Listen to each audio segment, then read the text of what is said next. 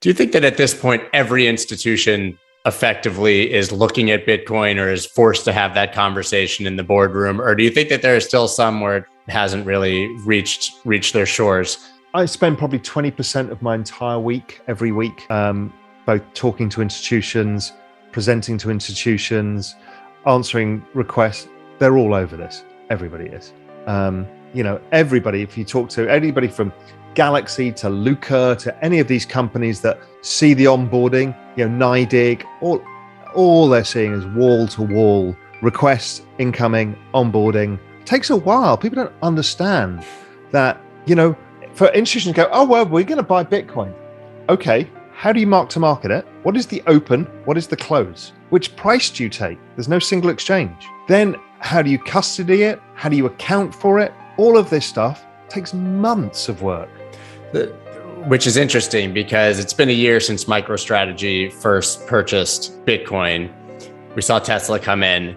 Then Michael Saylor hosted a meeting of 2,000 CFOs or representatives from companies. And there was this sentiment that by March or April, we would see 100 more companies adding Bitcoin to their treasury. And it didn't happen. Then obviously we saw the correction. People could argue that that's a reason that they didn't come in then. But do you think it's just a function of what you just described? It's going to take 6 months or a year, 18 months? It's a function of two things. For institutions, it's a function of what I talked about. It just takes time. Right? There's a lot of people to get across the line and you need to appease a lot of people. For the corporations, it's how you account for it in GAAP accounting. This is the big problem, is you can only mark it down, you can't mark it up, and it has volatility in your quarterly earnings. So only people like Michael Saylor will accept it, others won't. So everyone's trying to figure out, can we get GAAP accounting rules changed? Or if not, is there a vehicle that will be able to allow us to do it without putting it on the balance sheet? Is a way of having it off balance sheet. So that's why the corporations are slow. They want to do it. I've spoken to many, but they're like, these accounting rules, we don't know what to do.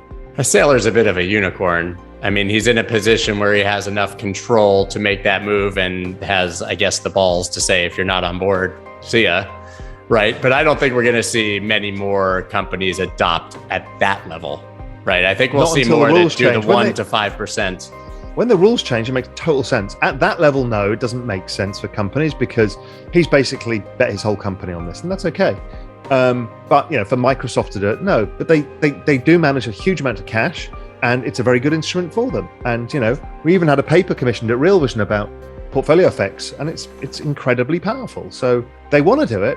It's just hard. So you mentioned the Pareto principle earlier, the 80-20 for the networks. Is that generally your view on how many of these coins in general will survive? I mean, we probably have 10,000 coins on CoinMarketCap at this point. I haven't looked, but what happens to most of these?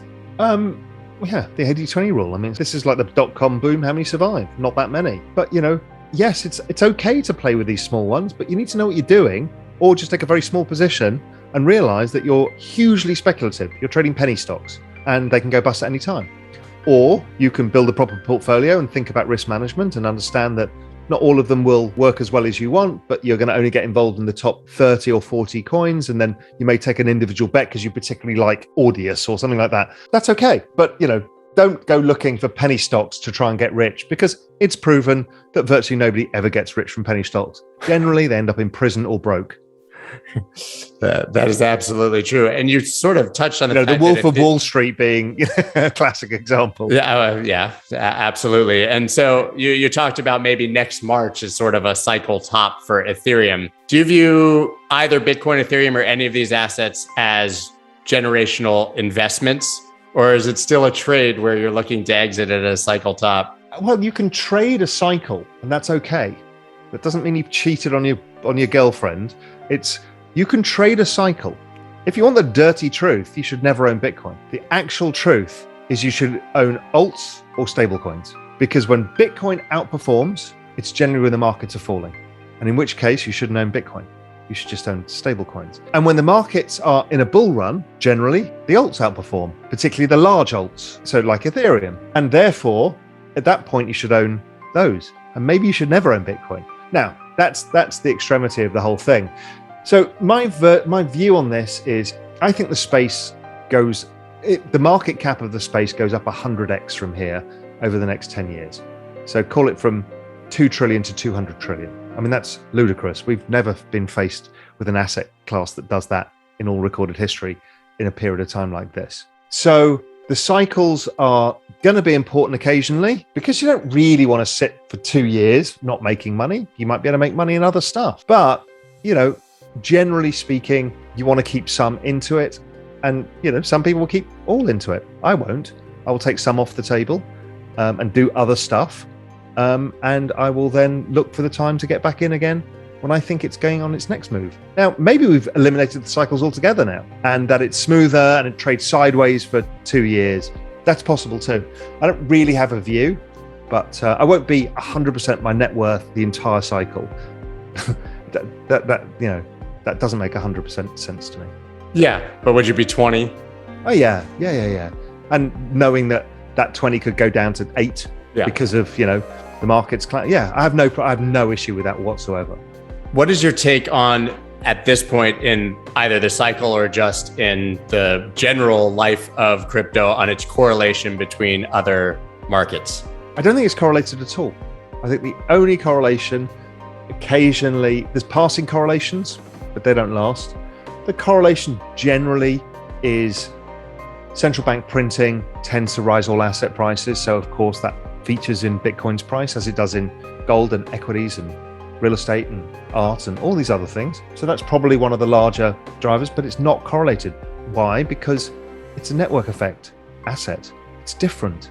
It's not just a rare asset. It's a rare asset with network effects. Okay, we haven't seen any of these before. This is why it keeps confounding people in how it moves. Network effect rare assets never existed before. So somewhat inversely correlated to the dollar, which goes down when they print money. Well, the dollar versus other currencies, that's not true. The dollar, that kind of denominator fiat purchasing power. Yes. Yeah, we've talked about that before. Being you can be bad, but if everybody else is worse, the DXY still rises. That's right. I mean, the dollar's going up right now, But yes, you're right. It's somewhat correlated to that. But I've always said it's the store of value which would go up and down with that. But it's a call option on the future. That's the network. And the whole space has got the same attributes. Some is more speculative, for sure, because we don't know how the network's going to get used.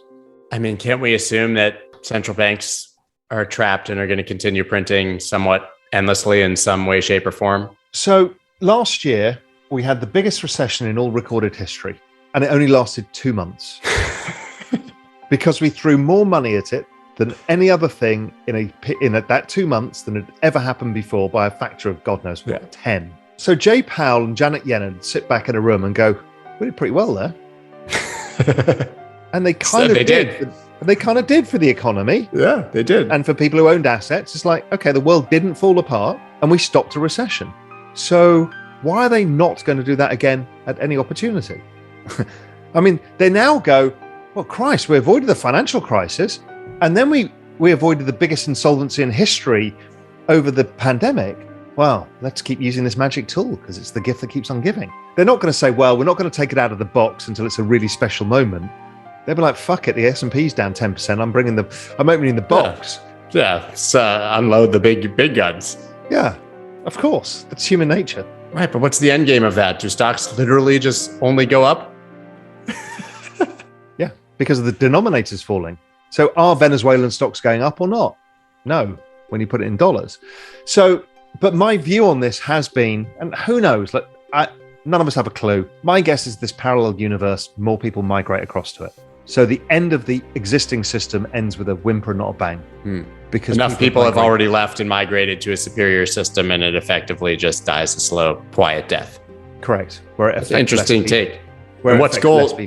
And what's gold's role in that transition? I think gold will always play its role, and it will go up in value over time. It just doesn't have this call option effect, which is why, Peter Schiff gets angry because Bitcoin keeps going up versus gold. Yes, because it's gold plus. It's as simple as that. Gold will do its thing, and all of the people who trusted in gold for millennia, it will still maintain its value.